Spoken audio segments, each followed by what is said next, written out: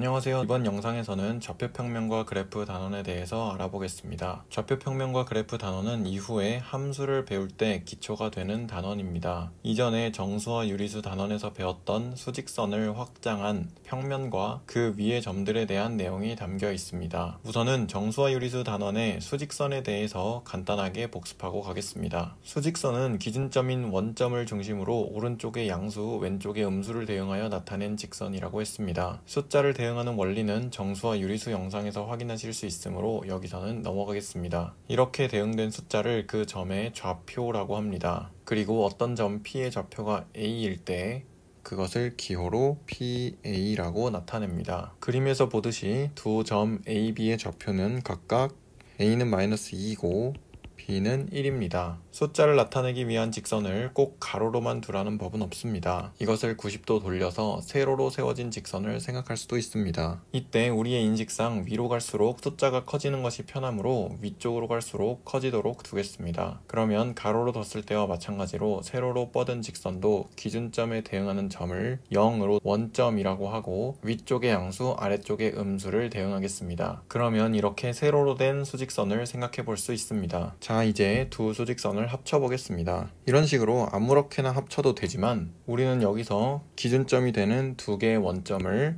이렇게 같은 점에 두겠습니다. 그리고 가로로 된 수직선을 X축이라고 하고 세로로 된 수직선을 Y축이라고 하겠습니다. 그리고 두 좌표축이 만나는 점 O를 원점이라고 하겠습니다. 이렇게 좌표축이 정해진 평면을 좌표평면이라고 합니다. 좌표평면은 1차원의 수직선을 2차원으로 확장한 것입니다. 프랑스의 수학자이자 철학자인 데카르트가 침대에 누워서 천장에 붙어있는 파리를 보고 좌표를 생각해냈다고 합니다. 이리저리 움직이는 파리의 위치를 표시하기 위해서 기준으로부터의 거리를 활용하는 좌표를 생각하게 된 것이지요. 그럼 좌표평면에 어떻게 좌표를 표시할 수 있을지 생각해 보겠습니다. 우선은 좌표평면에서 위치를 나타내기 위해서 순서쌍이라는 것을 알아야 합니다. 순서쌍은 두 수의 순서를 생각하여 두 수를 짝지어서 나타낸 것입니다. 앞에 오는 숫자와 뒤에 오는 숫자를 이런 식으로 괄호로 묶고 두 수를 구분하기 위해서 쉼표를 활용합니다. 이렇게 이런 순서쌍이 있으면 이것은 A,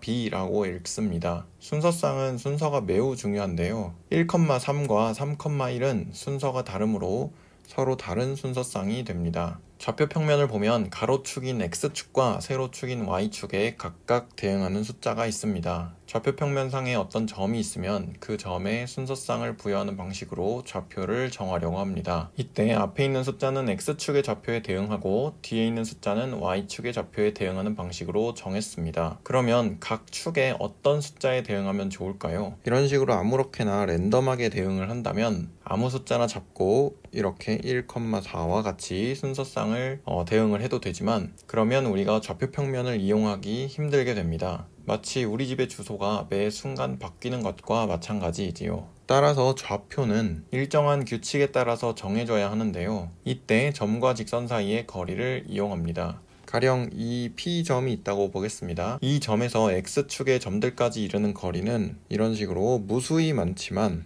가장 짧은 것은 이렇게 수선의 발을 내린 이 점 딱 하나가 존재합니다. 방금과 같이 X축에 수선의 발을 내리게 되면 그 수선의 발까지의 거리가 최단 거리가 되게 되겠지요. 그래서 이 점에서 각 축에 수선의 발을 내려서 이 숫자들을 이 점의 좌표로 정했습니다. 그러면 이것과 같이 이 점의 좌표가 딱 하나로 정해지게 되고 매우 효율적으로 나타낼 수 있습니다. 그리고 그 점을 기호로 이런 식으로 P 2,3과 같이 나타냅니다. 일상생활과 연관지어 생각해 보겠습니다. 여기 서울 종로에 지도가 있습니다. 우리가 여기 종강역에 있다고 생각을 해보겠습니다. 그러면 광화문까지 가려면 어떻게 가야 할까요? 종강역에서 출발하여 이런 경로를 따라가도 되고 이러한 경로를 따라가도 되고요. 중간에 샛길로 빠져서 이런 경로를 따라가도 됩니다. 이런 식으로 다양한 방법이 있겠지만 만약 이것을 지도가 없는 친구에게 광화문의 위치를 정확하게 말해주려면 어떻게 해야 할까요?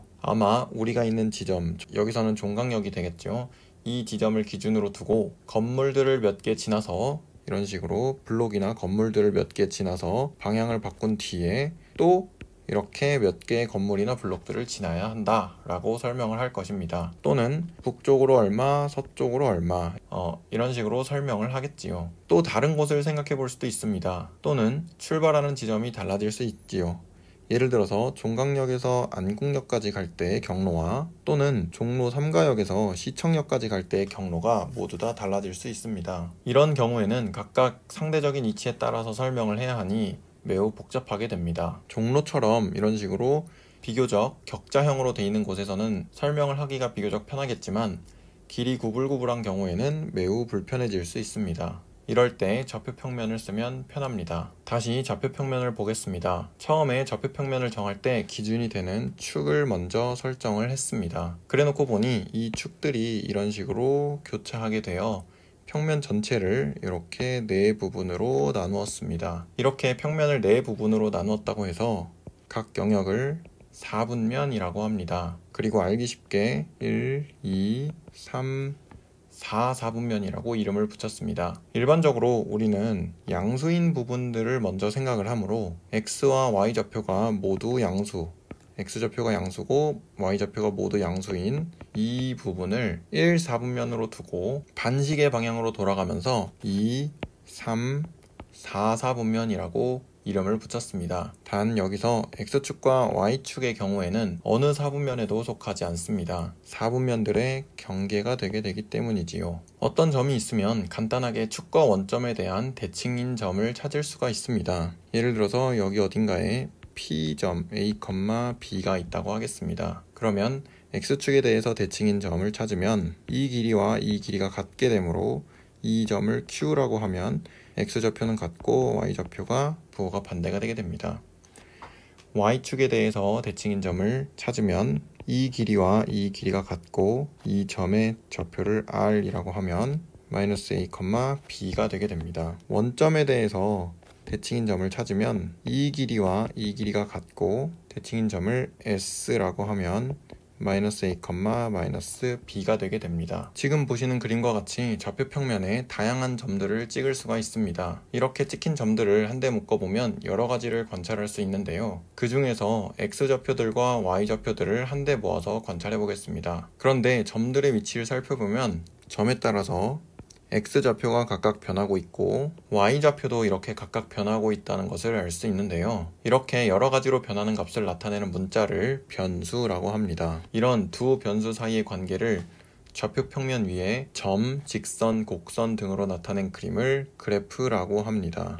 그래프는 그림으로 나타나기 때문에 두 변수 사이의 대략적인 관계와 변화를 쉽게 확인할 수 있습니다. 예를 들어서 다음과 같은 그래프를 보겠습니다. 이 그래프는 코스피라고도 불리는 우리나라 주식시장의 1년간 지수 변화를 나타냅니다. 이걸 보면 여기 대략 2022년 6월 말부터 2023년 6월 말 정도까지의 지수 변화를 알 수 있는데요. 여기 2022년 10월쯤에 한번 많이 내려간 부분이 보이죠? 그리고 오르락 내리락을 반복하다가 지금은 이만큼 올라와 있네요. 제가 눈물을 머금고 손절을 했던 부분이 이쯤이었는데요. 이후에 관심을 끊고 현생을 살다가 그래프 부분을 설명하려고 찾아보니 정말 마음이 아픕니다. 아무튼 저렇게 시간과 지수의 관계를 한눈에 볼 수 있어서 좋은 그래프였습니다. 오늘은 많이 슬퍼졌으므로 여기까지 하겠습니다. 그래도 좌표평면에서부터 그래프까지 모두 다 알아보았습니다. 시청해주셔서 감사합니다.